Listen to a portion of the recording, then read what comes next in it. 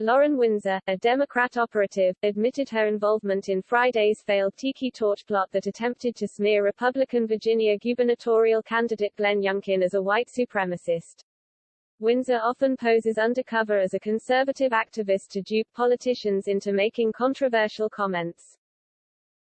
In my capacity as a communications consultant, I worked at Project Lincoln to coordinate today's Youngkin action in Charlottesville, Windsor tweeted.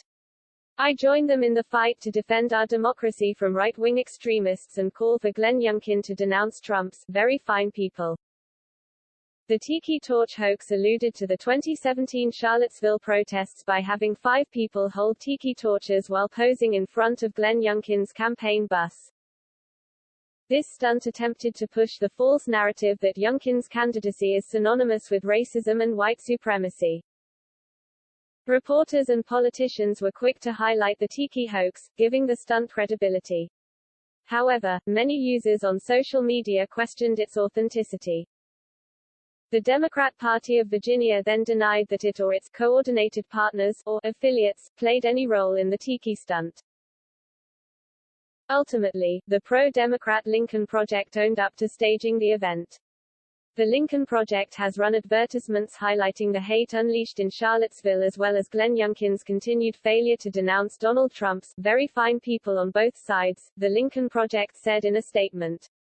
Today's demonstration was our way of reminding Virginians what happened in Charlottesville 4 years ago, the Republican Party's embrace of those values, and Glenn Youngkin's failure to condemn it, the statement continued. However, Windsor and the Lincoln Project's embrace of the very fine people quote takes former President Trump's comments out of context, as debunked in the president's second impeachment trial. Moreover, a record of Trump's entire statement about Charlottesville reveals Trump said there were very fine people on both sides, while admitting there were some very bad people in that group. Excuse me. They didn't put themselves, and you had some very bad people in that group, but you also had people that were very fine people, on both sides. You had people in that group. Excuse me.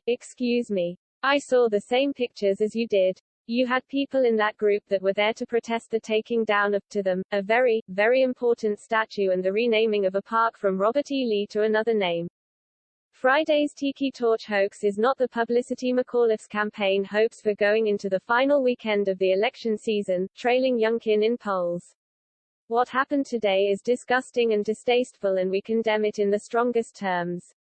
Those involved should immediately apologize, McAuliffe campaign manager Chris Bowling told Vice News in a statement. Youngkin leads McAuliffe in the gubernatorial race by 1 point, according to a poll released Friday.